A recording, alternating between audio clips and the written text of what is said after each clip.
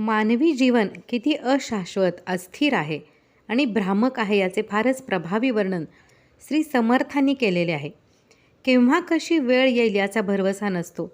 झाडावर एकत्र राहणारे पक्षी क्षणभरात जसे दाही दिशांना उडून जातात, तसे जीवनात घडून येते. त्याप्रमाणे आपले सगळे वैभव, बायको, मुले बाळे वगैरे सर्व काय काय सांगावे, कशी वेळ येते, एकाएकी नासून जाते. जो क्षण आलेला पाहिला तो लगेच आपल्या हातून सुटला व भूतकाळात गेला.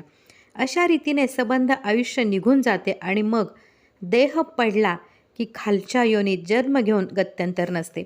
कसली आई, कसला बाप, कसली बहीण, कसला भाऊ, कसले सखे, कसली बायको, कसली मुलेबाळे व इतर कुटुंबीय माणसे, ही सारी माणसे ममत्वाने आपली मानलेली असतात, हे ओळखून राहावे.